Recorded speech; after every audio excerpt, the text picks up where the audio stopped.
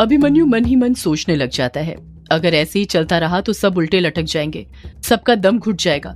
लगता है मुझे एकास्त्र का यूज करना ही होगा, तभी ये सब रुकेगा। अभिमन्यु एकास्त्र यूज करने का सोच ही रहा था कि तभी मंत्र पढ़ते पढ़ते उसका भी ध्यान भटकने लग जाता है। उसी वक्त एक और अपराजिता के पेड़ के अंदर से लताएं निकलने लगती हैं और वो अभिमन्यु के शरीर से लिपटने लग जाती है। अभिमन्यु भी बाकी सब की तरह अपराजिता के पेड़ से उल्टा लटक जाता है। सभी लोग पेड़ से उल्टे लटक गए थे, सिवाय युग और शालिनी के। वो दोनों ही थे जो अभी तक मंत्र का जाप कर रहे थे। उन दोनों का पूरा ध्यान मंत्र पढ़ने के ऊपर था। पेड़ पर ऊपर लटक रहे बाकी के लोगों का दम घुटने लग गया था। ऐसा लग रहा था जैसे अपराजिता का पेड़ धीरे धीरे उनकी सांसें खींच रहा हो, जिस कारण उन्हें सांस लेने में तकलीफ होने लग गई थी। सभी यहाँ वहाँ हवा में अपने हाथ पैर मारे जा रहे थे, लेकिन कुछ असर नहीं पड़ रहा था। कोई भी अपने आप को नहीं छुड़ा पा रहा था। अपराजिता के पेड़ की लताओं की पकड़ काफी मजबूत थी। युग और शालिनी मंत्र पढ़ ही रहे थे कि तभी अपराजिता के पेड़ के तने पर जो मंत्र लिखा हुआ था वो धीरे धीरे अपने आप मिटने लग जाता है, जिसे देखकर शालिनी परेशान होने लग जाती है। शालिनी मन में सोचने लग जाती है, ये क्या हो रहा है? ये अक्षर मिट कैसे रहे हैं? अब मैं आगे का मंत्र कैसे पढ़ूं? तने पर के अक्षर मिटने के बाद भी युग मंत्र पढ़ते जा रहा था। ऐसा लग रहा था जैसे उसे एक बार में ही मंत्र याद हो गया हो, उसे पूरा मंत्र कंठस्थ हो। पर असल में बात तो ये थी कि उसने इतने सच्चे मन से ईश्वर की आराधना करी थी कि उसके कानों में उसी के मंत्र पढ़ने की आवाज गूंजे जा रही थी, और वही आवाज को सुनते हुए युग मंत्र दोहराते जा रहा था।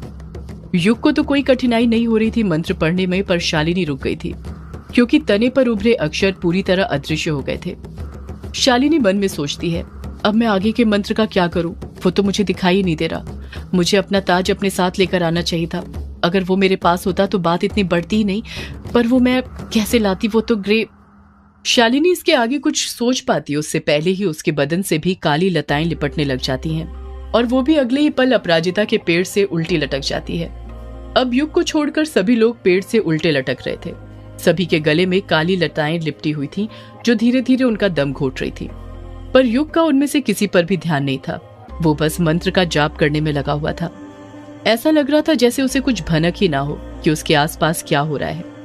युग 2 बार मंत्रों का जाप पूर्ण कर चुका था, अब बस एक आखिरी बार बचा हुआ था। युग ने अभी आखिरी बार मंत्र को पढ़ना शुरू ही किया था कि तभी उसके दोस्त लोग जो पेड़ से उल्टे लटके हुए थे, उनके नीचे जमीन पर अपने आप गोल गड्ढे होने लग जाते हैं और उन गड्ढों में अंगारे दहकने लग जाते हैं। उन अंगारों की आंच इतनी तेज थी कि सभी का बदन तपने लग गया था। एक पल के लिए उन अंगारों को देखकर युग का ध्यान भी भटक गया था। वो मंत्र पढ़ते पढ़ते रुक गया था। उसी वक्त अपराजिता के पेड़ से 2 जड़ें निकलती हैं और सांप की तरह रेंगते हुए युग के पास जाने लग जाती हैं।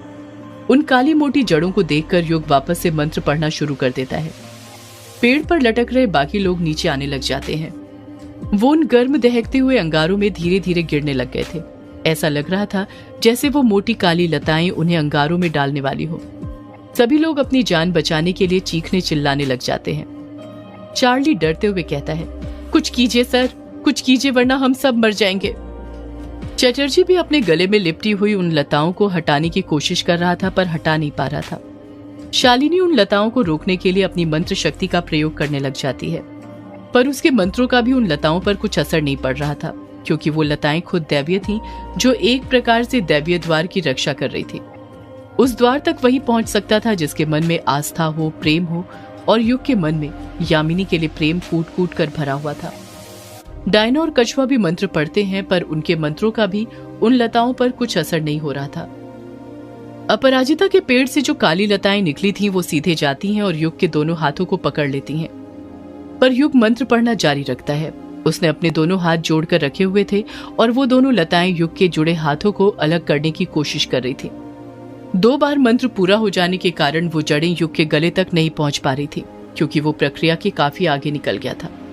युग ने अपनी पूरी ताकत लगा दी थी मंत्र कंप्लीट करने में। उसके कंधों से खून निकलने लग गया था। ऐसा लग रहा था जैसे उसके कंधे उसके शरीर से अलग हो रहे हो, पर फिर भी वो पूरे मन से मंत्र का जाप करने में लगा हुआ था, क्योंकि उसे किसी भी कीमत पर अपनी यामिनी का शरीर ढूंढना था। उसे उससे मिलना था। कहते हैं प्यार में लोग पागल हो जाते हैं, और वही पागलपन का भूत इस वक्त युग पर सवार था। युग के सामने ही उसके दोस्त अंगारों में गिरने वाले थे, जो अपनी जान बचाने के लिए चीखे जा रहे थे, पर युग पर उनकी चीखों का कुछ असर नहीं हो रहा था। वो जरा भी अपनी जगह से टस से मस नहीं हुआ था उनको बचाने के लिए। उसको देखकर साफ समझ आ रहा था कि उसे अपने दोस्तों की बिल्कुल परवाह नहीं थी। इस वक्त उसका सिर्फ एक मकसद था और वो था यामिनी का शरीर ढूंढना जो झरने के पास था। युग को देखकर ऐसा लग रहा था जैसे वो मतलबी हो गया हो, और वही मतलबीपन अभिमन्यु अंगार में गिरते वक्त भी युग की आंखों में देख रहा था। युग के सभी दोस्त एक साथ अंगार में गिरने ही वाले थे कि तभी युग मंत्र की लास्ट लाइन पढ़ देता है। जैसे ही वो मंत्र की लास्ट लाइन पढ़कर खत्म करता है, वो अंगार के गड्ढे जो जमीन पर बने थे अपने आप गायब हो जाते हैं। सिर्फ अंगार ही नहीं, जिन काली लताओं ने उन्हें उल्टा लटका कर रखा हुआ था वो लताएं भी गायब हो जाती हैं। वो सभी जमीन पर आ जाते हैं। अपराजिता का पेड़ भी पहले की तरह नॉर्मल हो गया था। उसमें फिर से सफेद फूल आ गए थे। कोई बोल ही नहीं सकता था कि थोड़ी देर पहले सभी अपनी जान बचाने के लिए चीख चिल्ला रहे थे, और जिन दो लताओं ने युग के हाथ पकड़कर रखे हुए थे वो भी गायब हो गई थी। युग अपने दोस्तों से हड़बड़ाहट के साथ पूछता है, तुम सब ठीक हो ना?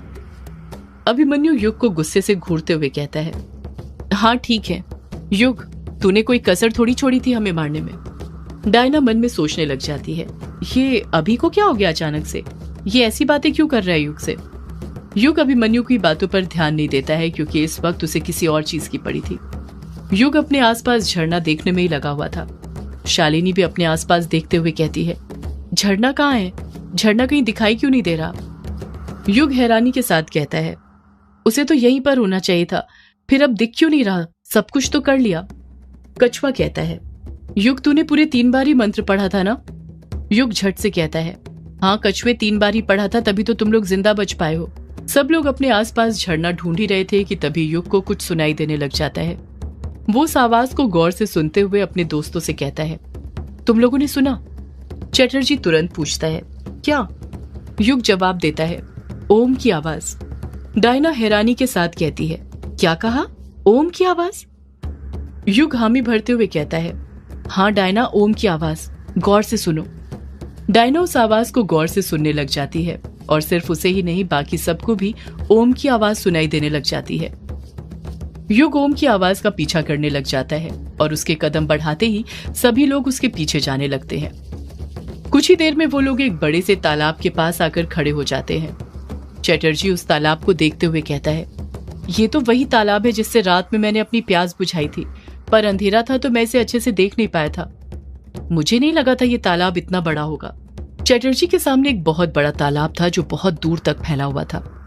कायर बड़बड़ाता है, वो सब तो ठीक है, पर ये झरना कहाँ है? झरना तो मुझे अभी भी नहीं दिखाई दे रहा है। युग, तुझे दिख रहा है क्या? युग कहता है, नहीं मुझे भी नहीं दिख रहा। शालिनी हैरानी के साथ कहती है, फिर झरना कहाँ है? ओम की आवाज तो यहीं से सुनाई दे रही है, उस हिसाब से तो झरना फिर यहीं कहीं होना चाहिए था। युग के मन में ना जाने क्या आता है। वो धीरे से अपनी आंखें बंद कर लेता है। आंखें बंद करने के बाद भी उसे झरने की आवाज सुनाई दे रही थी, उसी के साथ उस मंत्र की भी जिसे वो दोहरा रहा था। युग सच्चे मन से महादेव को याद करता है और जब वो दोबारा अपनी आंखें खोलता है तो उसे अपनी आंखों पर यकीन नहीं होता है। वो देखता है कि तालाब के अंदर से एक सफेद शिवलिंग अपने आप बाहर निकल रहा था। वो शिवलिंग करीब 10 फीट ऊंचा था। उस शिवलिंग को देखकर सभी की आंखें खुली की खुली रह गई थी। शिवलिंग को देखते ही सभी के हाथ अपने आप जुड़ गए थे, जैसे कोई चमत्कारिक शक्ति उनके आसपास हो।